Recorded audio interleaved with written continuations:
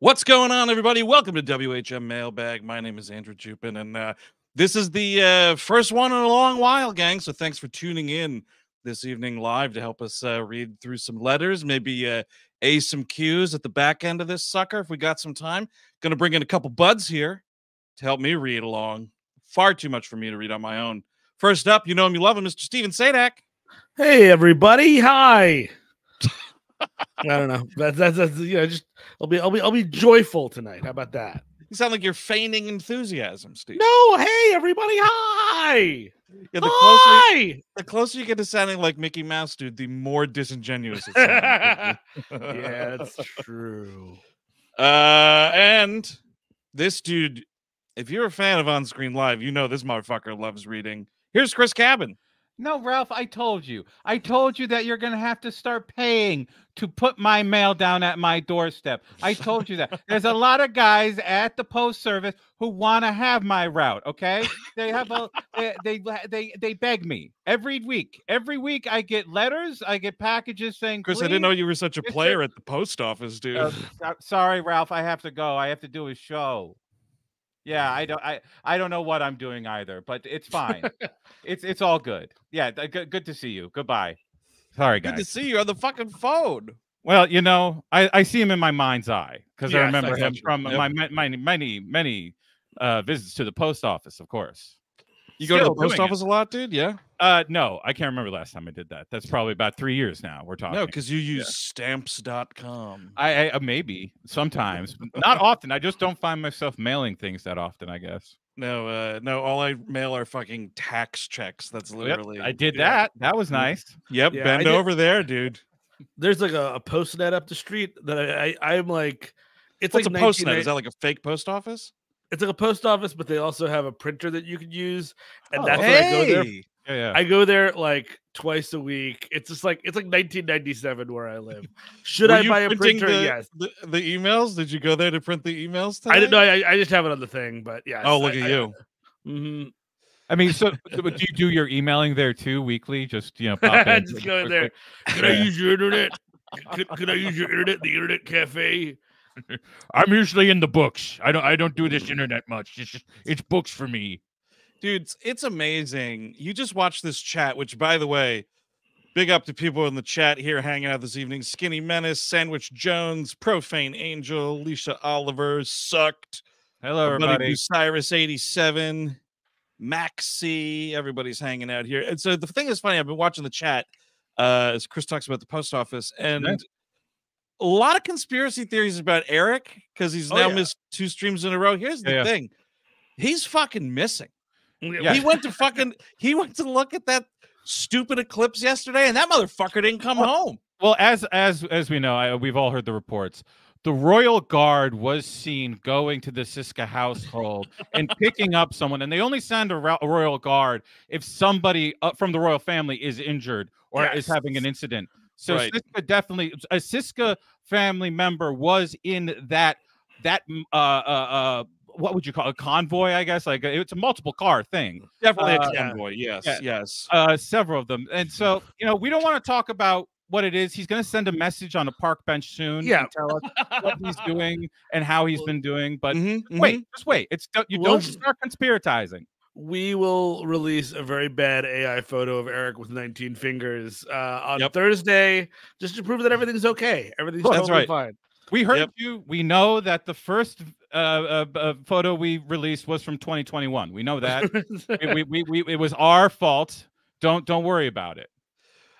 Philippe in the chat. I'm just gonna say, man, inappropriate comment. I'm not even gonna put it up. I can't sanction. I can't sanction that buffoonery, my friend. I don't Still think too so. soon. Still way too soon. I don't think so whatsoever. We're gonna need about 700 more days. Hot damn, dude. Philippe coming in hot this evening. Woo, doggy.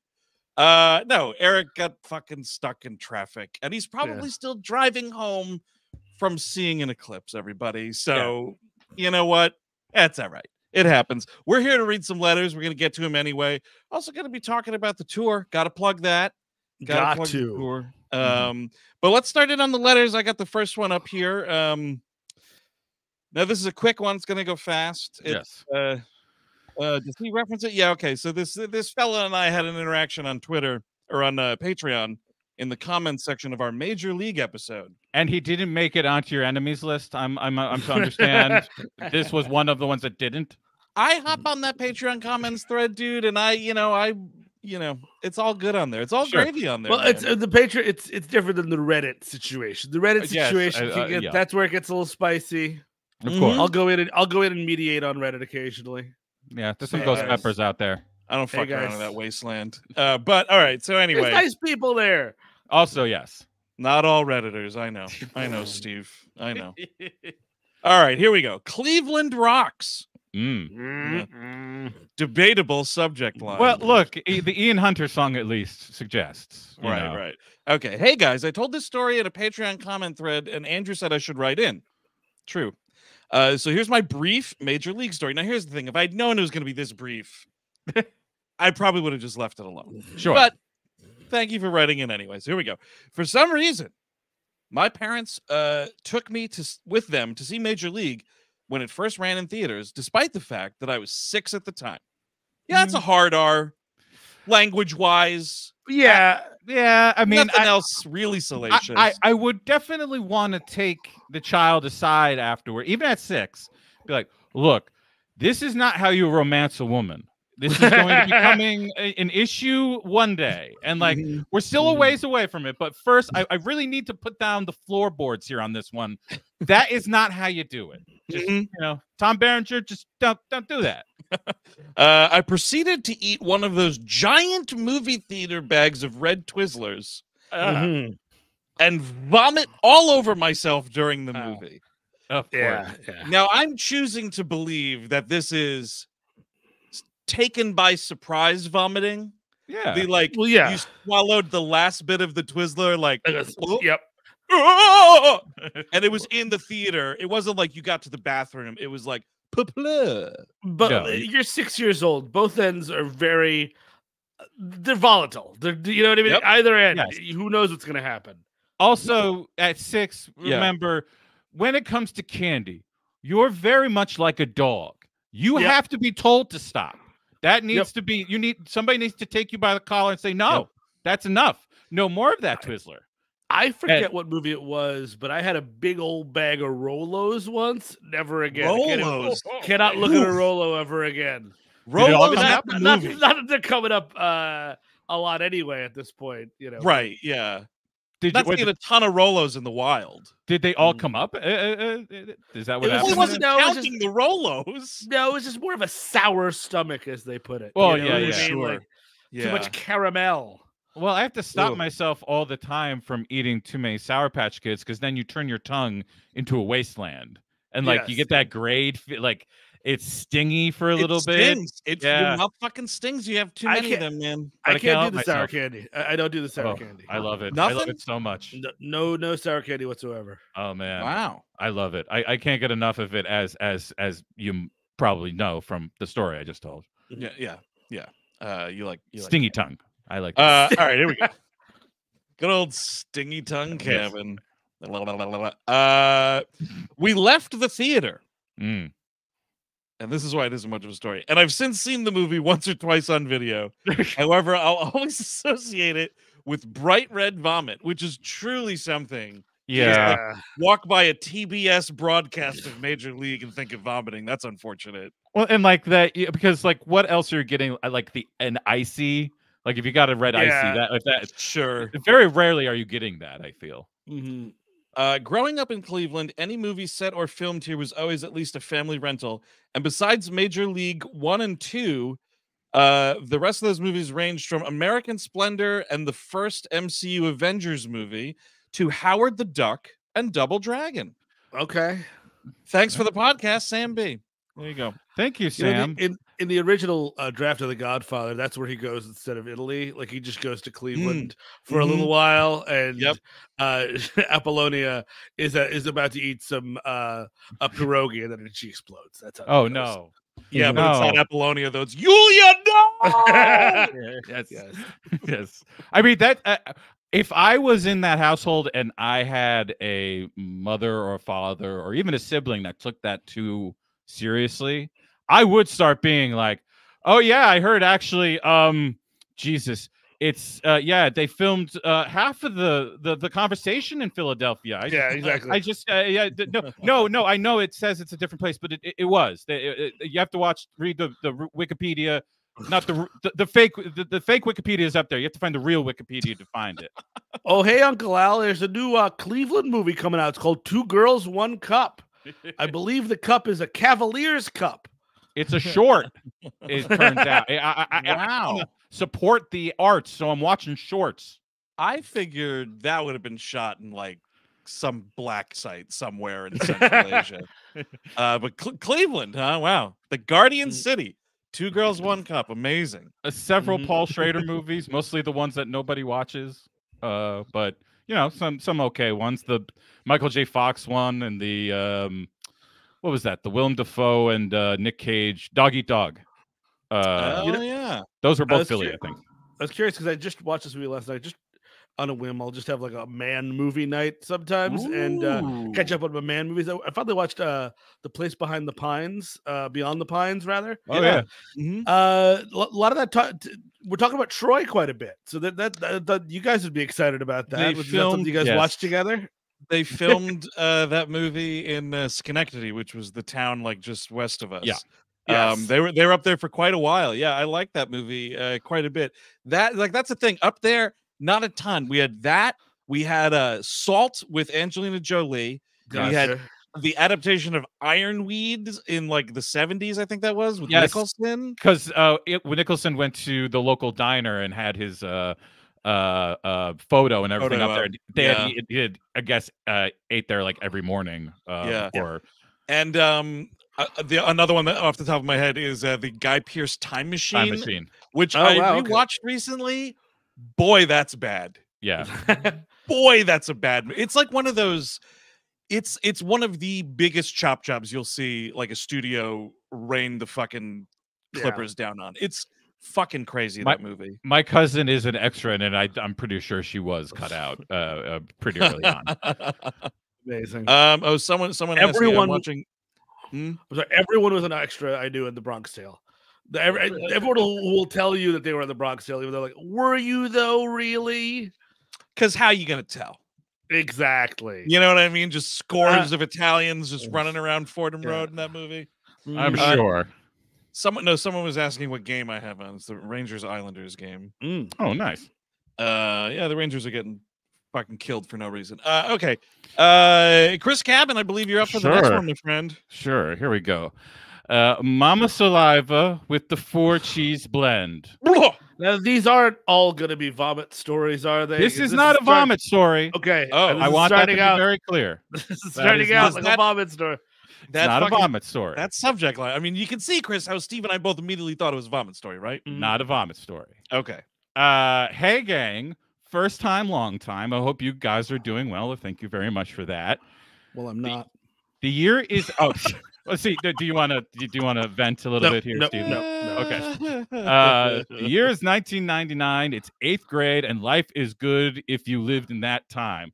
The Mummy, WWF Attitude, the rise of new metal, absolutely, and Jinko jeans, big enough to form a dome around our hometown. Hell yeah! Our school bully was at the height of his bullying career. Oh wow, he was having a perfect season. Well, I mean, that's the. Do you like follow the stats of your bully? Like, I didn't really like. I wanted to be away from my bully as much as possible. I wasn't following his career to see the stats and see where he goes. I didn't see any of that. He bullied everyone, even our school librarian, Mrs. Sykes. Yeah, fucking take that, Mrs. Sykes. You pushover. Look, how are you getting bullied by a kid? You gotta get rid of that kid. Look, I heard that she ran over her husband, so you know what? It's fine. You know what? You can say whatever you like. It's fine. Who was an elderly but very, very sweet old lady. Yeah, that's what you think. Yep, those are always the ones that are asking for it the hardest. I know. Every time. We're talking wedgies, wet willies, swirlies, highly insensitive and very racist and sexist name calling. What are we doing? I'm not asking for examples because I mean, enough of my hair is white. And many knuckle sandwiches to everyone who crossed his path. Wow, that's like honestly, a real deal bully dealing in wedgies and wet willies. Like this is prime bullying. Yeah, exactly. He's an Olympic level bully. I've been bullied my whole life. No, I was bullied as a kid. Never received a wedgie. Never got the wedgie. Never got the swirly. Never. No. It was always psychological. Break me down. Yeah. So that which you carry that longer. You see. Yeah, wedgie, but yeah, because that just it's too concentrated. Yeah, you know exactly. You put the chlorine in the orange juice once a day, just a little bit. Yep, and then eventually it builds up. You know what? And it's harder to trace that way. So you know what? That's how you do it. Bullies, they know this guy sounds like he was going. I mean, it was the 90s. He was a Blockbuster guy. He wanted a monopoly here. Clearly, he wanted to be big. Despite many protests from a lot of classmates, the guy was just untouchable. What did he have? Something on the principal? I don't understand this. Maybe he's bullying the principal too. You think? Oh yeah, kicking the shit out of that guy. Teflon Don of bullies. He's just knocking like coffee out of a 50-year-old man's hands and getting away with it. I would love to see this guy in action. Totally. And like you do like the American Pie like scene, right? And it's like slow-mo, slaps it out of his hand. Out of my way, bitch. This fucking 50-year-old bald man is just cowering from this guy. We're gonna have to have a talk, Frank. We're gonna have to have a real talk about that, Franklin. Okay? We're all right. Till one day. Fuck yeah. The chicken came home to roost, motherfucker. Friday, as it often is, I remember, was pizza day. And my middle school, no matter how awful it was, the cafeteria ladies cooked up some bomb-ass pizzas. I haven't heard bomb-ass in that long, so thank you for that. It's been a while. That one sent me back. Well, it sends me back into the late 90s. You're wearing the Jingo jeans right now, Chris. We're saying bomb-ass. I'm sending it back. As I was sitting with my friends about to eat my delicious and most likely Mama Celeste pizza, I was called by my middle school crush from another table. And I understand that the alarms go off. If your crush is asking for you, you have to go. I don't care if I'm in the middle of like being talking to a teacher. I'm like, yep, I gotta go. Oh yeah, yes, my lady, whatever it is. No, I knew that this bomb ass pizza thing was a fucking a little bit of an overreaction here, because already in the next paragraph we're suspecting that it's Mama Celeste pizza. Like, come on. I mean, I never had Mama Celeste. Is it good? It's frozen pizza. I mean, it's only going to be so fine. I mean, Paul Newman's frozen is pretty good, I gotta say. Yeah, it's good for frozen pizza. It's still a frozen pizza. Yeah, Elio's was okay. Again, frozen pizza. I never trusted any woman romantic that I was romantically interested in starting a conversation with me until I was about 22 years old. I always thought sort of some bully sting was about to happen. One way or another, like you're going to be talking and like some dude's going to come out and pull your pants down behind you. Yeah, nice try. He was like, nice try, pretty lady. I don't think so. You know what, Steve? Growth is important. It doesn't matter what the timeline is. You know what? Don't got to worry about that. I'm totally right there with you, Steve. It took me a long time to not be like, oh, well, she clearly is making fun of me. Exactly. You know what I mean? Like whatever, like secret. Totally, like whatever, nothing totally normal level like compliment. Like, oh, she's making fun of me. So I told my friends to not touch my pizza, and being a disgusting shit boy, calm down. Boy. I hocked the loogiest of loogies and licked my pizza in what my friends described as a psychosexual licking. It was middle school. Congratulations, you committed the first act of pizzalingus known to mankind. First of all, not the first. This is 99. Please. We were doing it. Pizza had been around for a while. It had been taking the country by storm. We were all into it. Pizza and dangerous loners had been around for a while, yes. No. Just hold it up to your mouth and lick it. No, it's normal. It's what everybody's doing. So when I came back from the girls' table, I heard my friends laughing hysterically.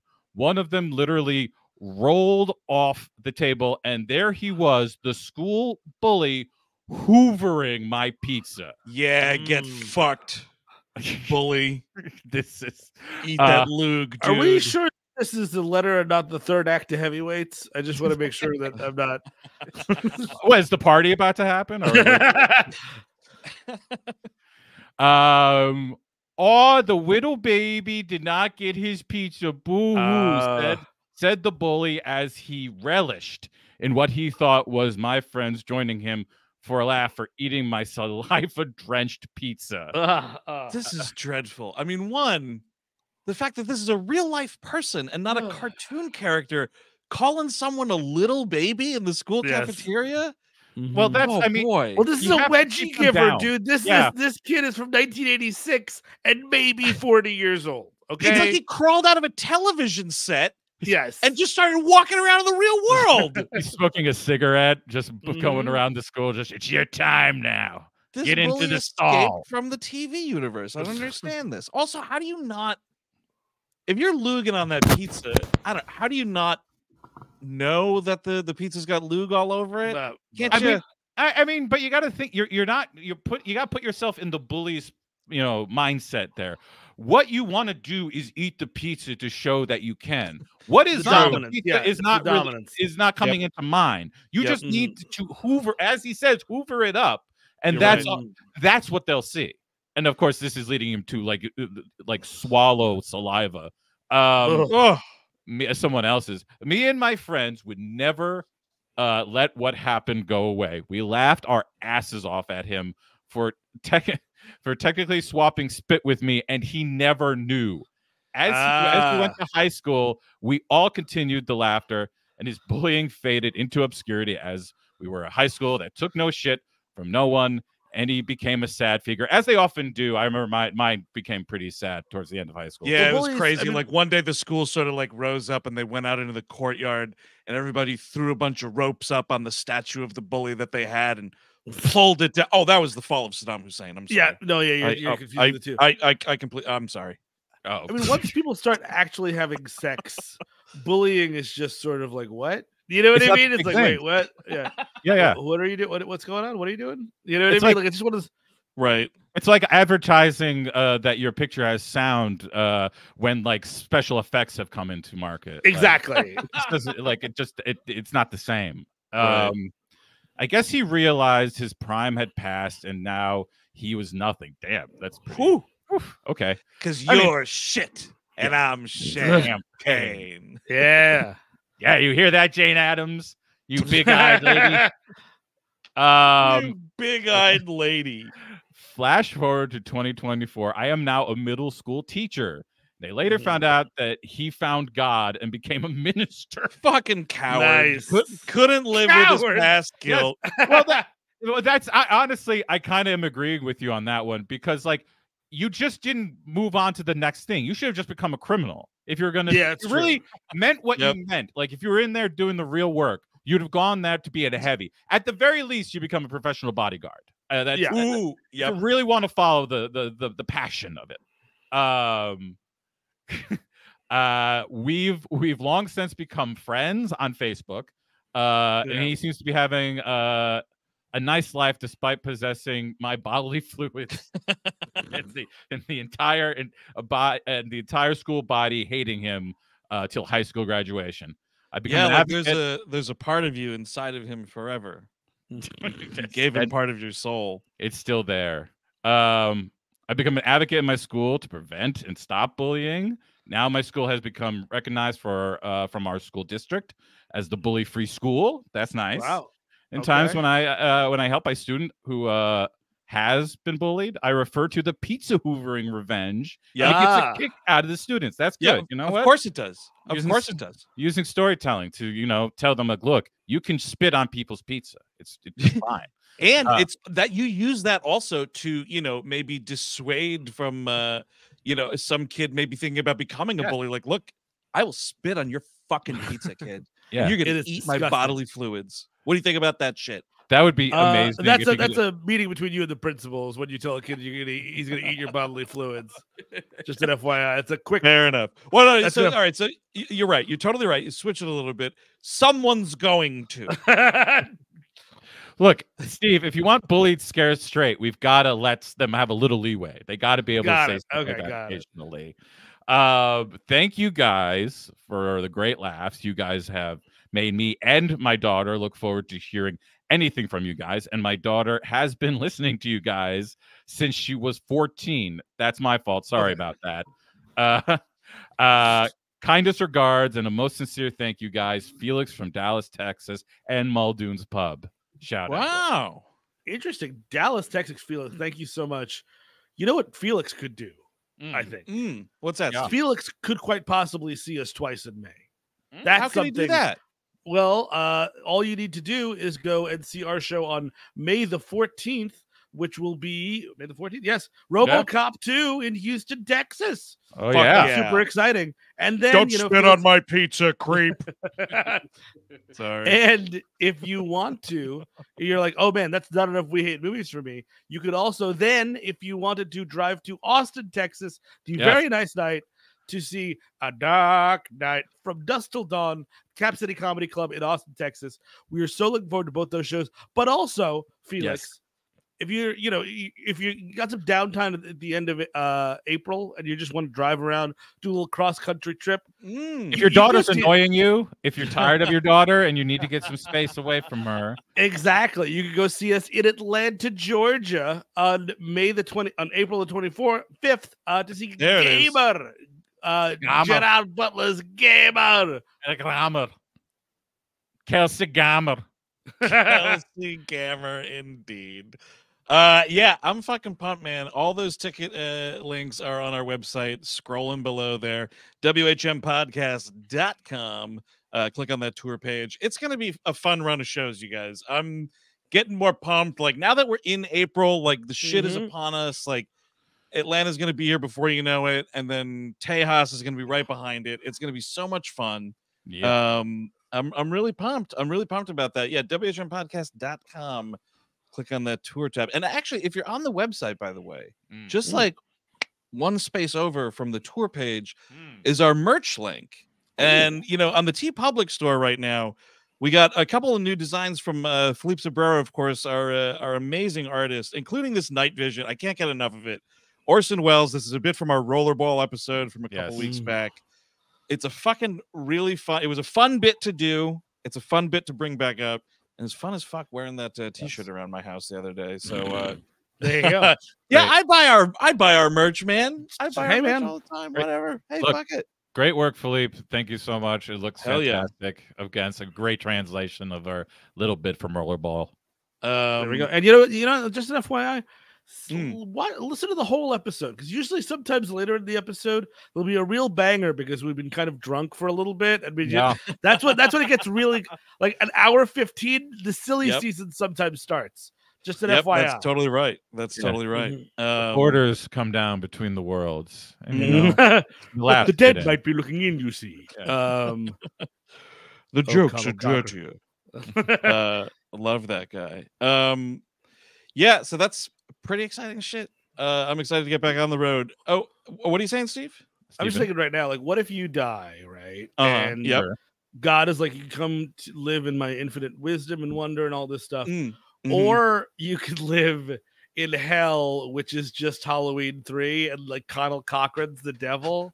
I might choose Halloween 3, like I gotta tell you, those vibes for the most part were pretty mellow in that town. Yeah, exactly. I could do it. Yeah, I think I could do that. That's fine. Yeah, because there's sometimes people are like, oh, hell is just it's being away from God's love. I'm like, well, that's not too bad. I mean, because you tell some people are telling me pitchforks and like anal shit, and then other people are like, oh no, God doesn't love you down in hell. I'm like, I don't know, don't feel it right now. So I mean, what's the difference? Yeah, like eternity in a no-cal beach town, beautiful shores, get a solid, reliable job at a toy factory. Yeah, and look, when you finally do get tired of it, you can just put one of the masks on. Yeah, that's a good point. And there you go. And wait for Halloween, get the signal going. Bam, you're ready to go. Buddy Cuffrin and his family that gets iced in that movie hilariously. Easy peasy. What is a better way of exiting this world than turning into just a deluge of bugs? Bugs and don't forget the snakes. There are like 2 to 3 snakes that come out. Snakes and spiders. It's true. Here we go. The Curse of the Singleton sequel. Interesting. Hey guys, big fan of the show and proud Patreon. Thank you so much. Thanks to everybody who's ever been a patron. You guys are the best. First serve you all on the Dead Meat podcast. Love those folks. They're the best. Hell yeah. My favorite episodes are the Wishmaster episodes, the Mortal Kombat, and Halloween 3, if you could believe it. Oh, there you go. Hell, look at that. Perfect. There you go. If some listeners haven't heard of those, you should go check them out. That's very nice of you to say. Those are good places to start when you're recommending the show to people. Those are some popular fan faves. I saw Mortal Kombat and Halloween 3 are very early. True. I could have swore that I saw Andrew Divoff in Jersey City the other day, and I almost lost my shit. But it wasn't him. Of course not. What the hell is he? I would run. I would be running towards him. Yeah. And just if I happen to look weird, that's just what I take. Well, we know they're shooting a movie there, man. Maybe he's going to be in that new Eric Roberts movie. You never know. That's true. My favorite pizza's up the street. Somebody spit on it. Maybe they're secretly filming the next season of Perry Mason that doesn't exist, and maybe he's finally going to come back into it. I don't know how. Maybe finally. Those fucking assholes canceling that show. Damn it. The year is 2003, and everyone is on the Fast and Furious craze, so you went to go watch Too Fast, Too Furious. I was always the third wheel when going to the movies with my buddy and his girlfriend. Know that game. 15 minutes into the movie, we hear rumbling and the power goes out due to a storm. They give us free vouchers and we decide to go to the next weekend, but his girlfriend is unable to go. This time we get 20 minutes into the movie and another storm causes the power to go out. The following day, I was unable to go to the movies, but my friend and his girlfriend. Well, first of all, what is this voucher that you got to go back the next weekend? It should be any time. It's a voucher. I think they just really wanted to see the movie. Yeah. Got it. Part of the conversation. Yeah, generally you post date those things. You give people a year or some shit, unless the theater was run by assholes, which a lot of them are. So possible. It is possible. This time we get 20 minutes of the movie storm goes back. The following day, I was unable to go to the movies, but my friend and his girlfriend were able to watch the movie in its entirety. Was I the reason they couldn't finish? Question mark. So defeated, I decided to wait for the movie on DVD. Have you, Steve? What was the movie you were a third wheel? I wanted to ask. Oh God, take your pick. Nothing sticks out. I do remember. I went to. Oh, you got one. A Tool show, Tool the concert, Tool the band. Yeah. It was a weird it was the summer between college, between high school and college, and me and my buddy's girlfriend and he were we were all together all the time smoking weed. And nice. And it was oh, we'll just all go to the Tool show 2 weeks after I start college. I'm totally fine, awesome. And they come to pick me up. She's already in tears, and my friend alerts me on as he pulls open the hatchback or whatever to let me in that they had just broken up on the way up there. Oh, that's great. That's fantastic. So he broke it up with her at before the concert. Really smart. Well, because you don't know, you might meet somebody at the show, Steve. It's a big opportunity. And then we go all the way to this fucking Tool show. Now I'm smoking pot. Who cares? But she just had a miserable time, and it was incredibly awkward. And both ways, actually, in the car, because the concert's fun. The car was not. You do the old, Right. I am pretending to, oh man, it's just so tired. It's such a long drive. Just rest my eyes and just pretend to be asleep and wish I was anywhere else. And if you guys want to fight, I'm not going to wake up, so you just go as much as you want. I'm talking about. I'm down. Talking about personal sexual stuff. I can't hear anything. I'm asleep. No, I'm just down. Like, so I'm curious though. So why did it go down like this? Why did it have to be this way, Steve? I'll never understand it. Was everyone in like on both sides of this relationship massive Tool fans? Was it a I'm not going to get the money back, and I don't believe you're going to give me the my money back because we broke up, and so I got to go. I mean, also, Andrew, you got to remember at the time, Tool live was considered like seeing like Dylan live when he went electric. Like it was a rare feat. It was a rare thing, and this is off the Lateralis album, obviously, huge album. Big album. Ask your grandparents about Lateralis, kids. Okay, so where were we? So I'm so defeated, I decided to wait for the movie on DVD. The day the movie comes out for rental, I get off work and rush to my local Blockbuster. Due to my luck, obviously all copies were already rented. What the fuck? I go to the other Blockbuster. God, what a time to be alive when the other Blockbuster was there. That's nice. Which is farther away, only to discover it was out of stock also. What evil force was putting a curse on me, preventing me to see this shitty movie? Eventually, I was able to see the movie once the rented DVDs were returned. I was mad at myself that I put this much effort into trying to watch this movie, and it ended up being dog shit. Maybe it was my guardian angel trying to save me time and money, but he or she did not, my friend. No. My question to you, gentlemen, have you ever tried to watch a movie but kept running into obstacles from watching said film? Love the show, love the podcast, love the Wahlberg impression. Signed, CJ from Texas. I am going to tell a story. I'm not going to tell the whole thing because it's not really a story, but this is my Dreamcatcher scenario where I was getting into, I was just getting into Kazaa. Like maybe can I steal movies in college? That is an ask your grandparents about Kazaa. Yes. We got to preface that. A lot of work. Try to download a copy of Dreamcatcher, which I thought was going to be a really cool movie. It took me about 2 to 3 months of just like failed downloads. I'm waking up in the middle of the night just to make sure it's about to finish. It's about to fail download. Oh, it's not the right file. The sound is off. And it just was Dreamcatcher at the end. You know what I mean? At the end of the day, the punchline is it was Dreamcatcher. Steve, do you remember what it was about Dreamcatcher that had like captured your imagination? I gotta say, it was probably just knowing myself. It was the Jason Lee of it all.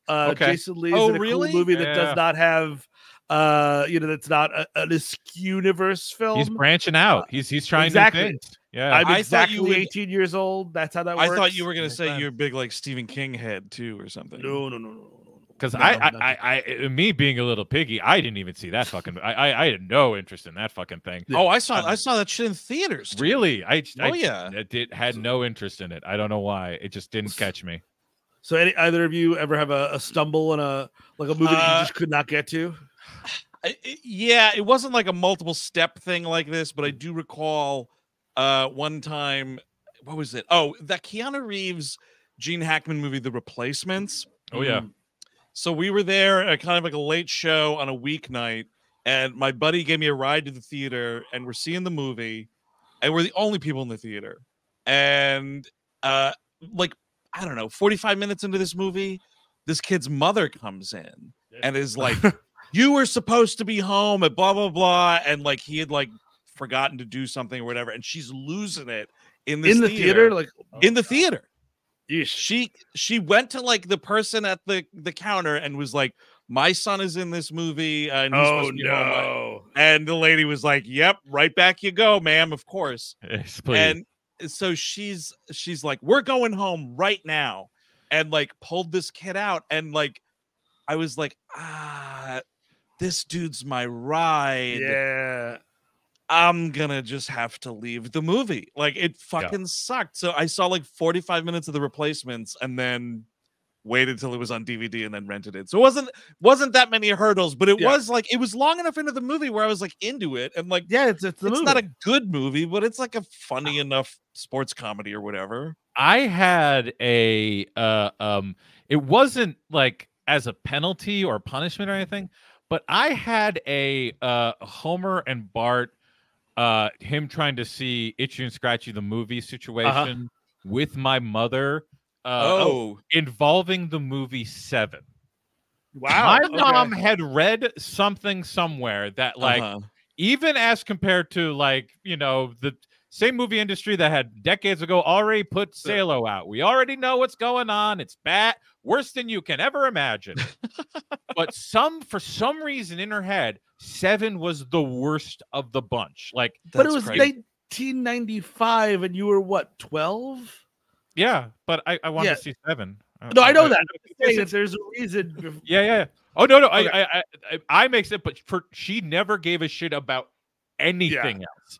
See, that's what you have to preface it with, because otherwise it's a pretty normal reaction for a parent to have about the movie Seven. You people know me. What do you think happened? What do you think we know you, but there's people out there in Viewerland that don't know what the fuck you're talking about. Viewerland, do I seem like the product of a place where they were like, let's not let him watch that. Let's maybe save that. Maybe that will do something to his brain. No, I was not. I was let to see almost everything except for Seven.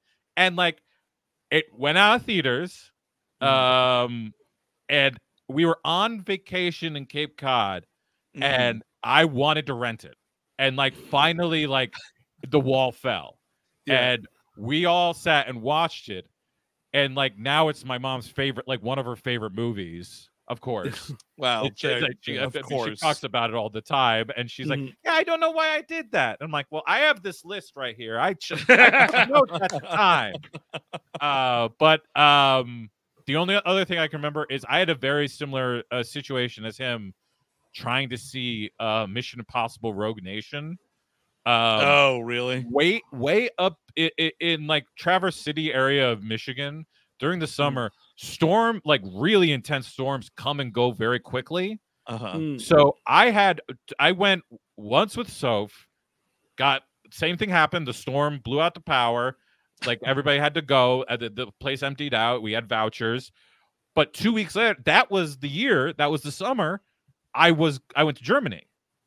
So she leaves. I have this voucher. I decide to go. What happens? The storm happens again.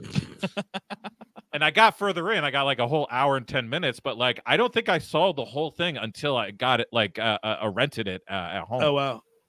I didn't like. I think that's the only Mission Possible I haven't seen in full in a theater. That's weird. Yeah. Wow. All right, we got another one here. Let's see. Upside Down and Inside Out. Uh-oh. Hi gang. Boy, during college. Upside down. That's exactly what. Round around. Yeah. Oh yeah. Chris kept it to himself. Now it's in my head. All right, here we go. During college, I was part of the freshman orientation program. We had a full-day event that began with a breakfast meet and greet with parents. That sounds fun. Incoming students and orientation leaders. It was our job to strike up conversations and try to make people feel welcome and comfortable with their new adventure. Yikes. One of the orientation leaders walked up to a woman and her son and said heartily, "Good morning. Has anyone ever told you you look like Diana Ross?" No. She smiled and said, "Yeah, I get that sometimes." They made quick, pleasant conversation, and he moved on to another family. About an hour later, we were gathered for a quick break / meeting, and the faculty supervisors came around with an important announcement and instruction. Jesus. Diana Ross's son was coming to the school, and she would be with him for orientation today. No. We were to treat her like anyone else so that she could have a nice, normal day. We had all overheard our buddy's conversation earlier and began laughing uncontrollably while he turned red, having realized who he had said that to. When we had come down enough to tell our bosses what happened, they found the story pretty funny as well. Yeah, I would. Have any of you ever witnessed someone completely botch a celebrity meeting? Thanks for all the fun, Russ in Brooklyn. P.S. the same guy who thought Diana Ross wasn't Diana Ross was also ophidiophobic. And the that's a fear of snakes, by the way. And the orientation leaders all went to see Snakes on a Plane as a group. To the guy's credit, or masochism, he stayed in the theater for the entire movie. Though for most of it, he was crouched down behind the seats in front of him, and he screamed a lot. Oh, come on, man. I mean, they are computer snakes for a lot of the movie. I mean, we could just get through it. Or, and if it's that big of a problem, you shouldn't be at the movie. Don't do that. Don't do that to yourself, sir. Dude, like Chris Cabin always says, 3 words, I got to shit. Yeah. Sorry, I had to leave the movie because I had to take a shit. If you have a specific fear of that thing, they'll understand. They're not going to think you're bailing out on them. It's fine. You know? It's okay. Who's that? Steve? You yanking on your thing? What is going on? Yeah, I think it. Steve, maybe turn your mic off? Yep. Yeah, it was you, Steve. Whoops! I didn't come through my headphones. That's strange. Oh wow! It was a total fucking alien situation. Yeah. Oh, this has happened before, and the same thing happens. You can't hear it. And, I see. Yeah. Ooh, wow. That was fucking weird. Yeah. It was the ghost of Snakes on a Plane being mad that we were making fun of that great movie. I'm sorry. It's a wonderful movie. I have the only time I had something similar to this happened. I was with when I had just moved to New York. I was living with a friend of the show, best friend of the show, Justin J. Case. And we were at a local Brooklyn market, and I saw a guy. I was surprised. I'm sure this will shock you, both high and drunk. And I was in a big market, and I saw this guy, and I was like, that guy looks, oh yeah, it's like the hair. And like, we were all Sopranos nuts. So I walk out, and Justin is just hanging outside waiting for me. I'm like, dude, there's a guy who looks exactly like Meadows' boyfriend from season 3 Soprano, the artsy guy, the Finn guy. Oh geez, yeah, Finn. I remember Finn. Yeah, he looks exactly like him. And Justin is looking at me like, and I'm like, what is it? And then somebody passes behind me. He's like, it was him, and he just passed behind. He was looking at the back of your head for about 30 seconds. Oh, jeez. Because I had been drunkenly in the middle of the pathway out of the grocery store. That checks out. That Very checks good out. of me. I don't know that I saw anyone ever like biff on thinking someone was one person and then they were another person. But you drunkenly harassing a pseudo celebrity reminded me of. One time I was walking up 2nd Avenue at like 1 o'clock in the morning to go to the train, and I was indeed intoxicated, if you can even believe it. Saw famed comedian Todd Barry just innocently standing on the corner of like 2nd and 9th, and I was like, Todd Barry, oh my God, Todd Barry, you're so fucking fun. And I had like just seen him do a set in Brooklyn like the month before, so I like brought that up, and I was like, some other comics on the bill weren't even trying, man, but you fucking kill. And he's like, yeah, thanks. Because it's already Todd Barry, so it's already a walking bald ball of nerves. Comedians love to put down other comedians in public all the time. Absolutely. And so like his cab came, and this dude, like, he would have gotten a 10 diving at the Olympics, dude. It was this primo dive into the cab, like, I gotta go, goodbye, thank you. I gave that quiet little guy quite the fright that night. Poor Todd Barry.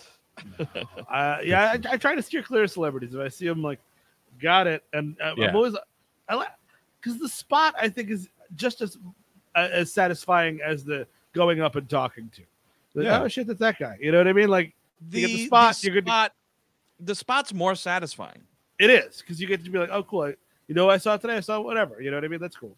And then it's like, oh, but then I went up to whatever and made a total fool out of myself. You know what I mean? And then you ruined it. You could have just had the spot and been like, I saw fucking Steven Weber today. And also, I mean, if they're, celebrities, dude, I wish. Hell yeah. I'd love to fucking hang out with Steven Weber. If they sometimes they will notice you just like the if you the spot, they'll notice. I went to, this was years ago, but I went to see a Brecht play that was being done at like downtown in New York somewhere.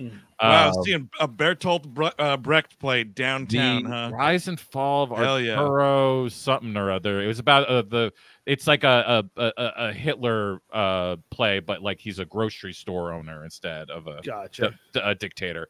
Oh, that sounds fun. It was Al Pacino was in it. John Goodman was in it. Okay. We'll lead with that. They use it's Bertolt Brecht. It's a good play. I mean, they use a lot of music from Tom Waits' Blood Money in the interstitials.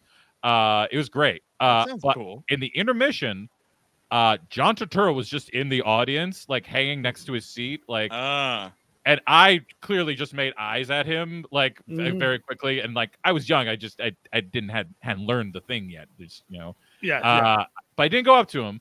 But then when I was going up to the bathroom, he's like, "Hey," and he's like, "Hi, I'm John Turturro," and like shook my head. Oh wow, the introduction. Yeah, he's very nice. He's a very nice guy. Class act, that Turturro man. So they will, like, sometimes they'll be nice and just like do it on their own. Like it's because the thing is, they could smell you coming at, you know what I mean? The look of like, oh my god. Whenever I think of like a celebrity like spies someone who's like zoomed in on them, I always think about it's the Beer Baron episode of The Simpsons where the fucking whatever the righteous invade Moe's and Wiggum is like, "Oh, I'll take care of this," and he's drunkenly like sauntering up, and then it's like Helen Lovejoy or somebody yells pervert. Like it's just that like, here I come, I'm gonna talk to you. Get ready for a fucking horrible conversation. You know what I mean? Pervert. Yeah, we actually just saw last weekend or a couple weekends, we saw Catherine Hahn at Film Forum with her son, and they were going to the same Les Samurai screening we were going into. Great movie. Jenna's like, "Is that?" And I'm like, "Yeah, I think that is her." And like, she had her son with him, and I was like, "That's pretty cool." And again, but she kind of gave us the very much like, like the I know you know, and you know I know. Let's just all move on, folks. I would rather that's where it ends. Yes, exactly. I have to feel kind of proud of myself in this one instance because my dad is not cool about celebrities. Like, oh, really? About very particular like actors he has a lot of respect for. Like if he's in the city and he sees them, he can't help himself. Like he will just this is one of his favorite actors of all time to this day, to my chagrin, is Kevin Spacey. Wow. Loves him. So he loves Under the Sea is a great movie. I get it. He actually I think he had it on DVD. I do think he had Beyond the Sea. Did your dad fly to like Italy so he could be at that one theater that played Peter 5'8" on the big screen?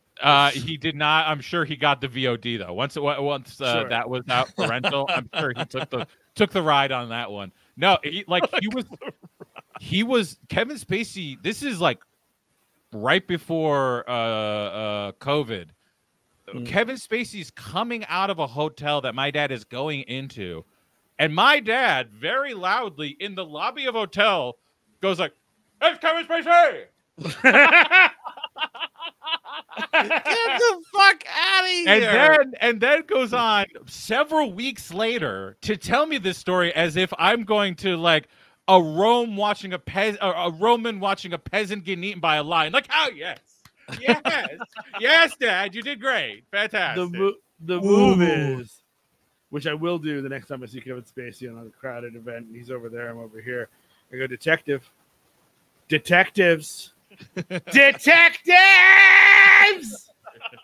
He'll run. If you do that right now, he'll think somebody's coming after him. But you got to figure with these guys that like threw their fucking career in the garbage, right? Like, if you are still going up to them now, like your dad, right? Yeah, that must have made Kevin Spacey's fucking day. Like, that's a good point. Kissing my ass like it's 1998. Like, cool. I have 2014. Yeah, exactly. I get a real. you get a real view into like the brain of people that you can't imagine, because like my dad still to this day will be like, you hear a lot of rumors about him, but I would love to see Kevin Spacey back in the movies. It's like I miss seeing the guy so much, and he's like, and you hear a lot of stuff. Who knows what's going on? I think, but come on, he's great at his job. He's great at his job. A lot of people are saying stuff. Who knows? Yeah, who knows? Who knows? That reminds me, though, we got to do fucking K-Pax one of these days. Absolutely. That's a fairly dreadful motion picture there. You know what we need to do? We need to do Gamer one of these days. Ooh, we should do Gamer. Can we do Gamer sometime this month, like maybe in front of a bunch of people? That'd be fun. Maybe on April 25th. That's an open day for me. Fuck. Yeah, right. I'm free. Oh, we're all free. We're going to be in Atlanta doing it. Look at this. We're going to be doing the show in Atlanta, Georgia. Look at this. Talking Gamer, the Gerard Butler movie on April 25th at that Atlanta City Winery, by the way. They're letting us back in the classy joints, guys. Nice. Love it. Pretty excited. With the nice chairs and the nice tables. It's something else, man. Nary a fucking mozzarella stick smell to waft through. I'm not sure about this, but I think this is also our first return to Neville Dean and Taylor since Ghost Rider. Oh, nice. That could be. That's gonna be a lot of fun. And then, of course, in May, the We Hate Movies Texas two-step kicking things off in Houston. Our debut in Space City, folks. We're talking RoboCop 2, which was filmed partially there, which is why we're doing it. Had we known, by the way, that the great, very well-known Roy Scheider film Night Game was set in Houston, in the surrounding areas. Sure. Shit, maybe we would have done that, but unfortunately, we didn't know that at the time. And then the cool thing is now the show won't be canceled due to the lack of interest, so that's cool. Yeah, right, that's actually true. Yeah, now people are coming out, which is great. I do need to tell you that I'm not sure if you knew this already. Part of RoboCop 2 was filmed in Philadelphia. It just some of the cutaways, not the big scenes, of course. Those were all done on stages. And I just watched. Speaking of things I just watched this weekend, I watched True Stories, and you know who's really big in True Stories? The lead singer of Tito and Tarantula, who's the band in From Dusk Till Dawn. Yes. That dude, he plays Ramon in that movie. He's really good in that movie. He's really fun. Is that the guy from Dusk Till Dawn? It is that guy. He's great. And From Dusk Till Dawn, one of my favorite movies. May 15th, 2024 in Austin, Texas, one of my favorite cities. Cap City Comedy Club. You have to come out and see us.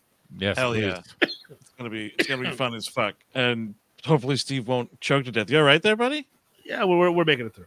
A little bit of a cough there. You're getting over a cold too, dude. This fucking We Hate Movies cast is getting wiped out, man. One by one. Craziness. But yeah, I think we should wrap it here. We're about at the hour. If that's definitely cool with you guys here. Actually, shit. One last piece of correspondence I just noticed here. It just came in over email. It doesn't make sense to try to like read the transcript of it. Like I'll just play the attachment that comes with it. Okay, sure. My daughter and I have tried other online casinos, but Betfair's the best. Real players, real stories. I feel like Betfair gives the best bonuses. You've won with a few. That's right. You can play your favorite casino games anywhere in New Jersey. Join today to play your first day risk-free up to $200. I've been going to the casino since you had to wear a sports jacket to get in. Yeah, and now my dad plays in his pajamas at home. Play your way at betfaircasino.com. I love it. I love it so much. The vowels that happen in that commercial. She says, "And now," and she goes, "And now," like, and then, "And now." It's just, and home obviously has the AOUME. Home. He plays it in his home. Madam, please. You cannot refer to his pajamas as his panties. Please don't do that. Playing in his pajamas at home. Dude, I mentioned it yesterday with fuck man when the dad is just like, that's right. Yeah. I don't gotta go nowhere. I don't gotta leave the house. That's so good. I think I'm gonna have to fucking work that into the intro video for every fucking tour stop I this think spring. that's true. That's We just got to do it. We got to do it. We got to keep this tradition alive now that we found this thing in the wild. If we're doing that at this point, we should be making phone calls. If Betfair Casino still exists, we should just be make sure we're on the up and up here. Yeah. I think I did check recently when we started fucking playing this, and it's still around. But again, it's still, I think, just New Jersey gambling. So unless you're in Jersey, it's just a fun commercial. But that's gonna bring this mailbag to a close again, folks. If you got something to say or a question or something like that, write into the mailbag. We all hate movies at gmail.com. We'll do this again down the line here. But hey, busy as shit a couple of weeks, of course, leading into this tour, which again, by the way, April 25th, Atlanta, Georgia, talking Gamer.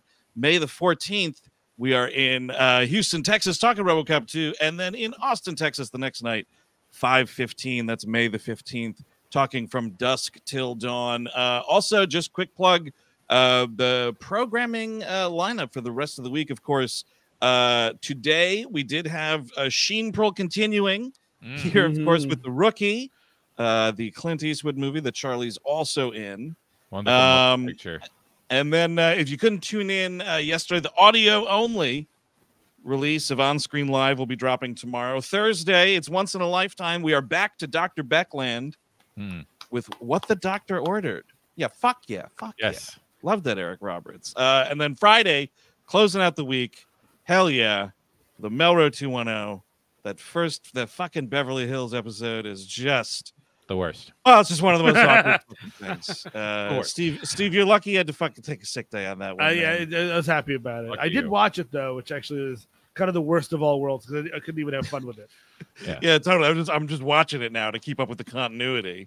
Although I have a feeling we're never gonna fucking see that school again, or maybe we will. I don't know. That would be. Oh, look at Steve teasing.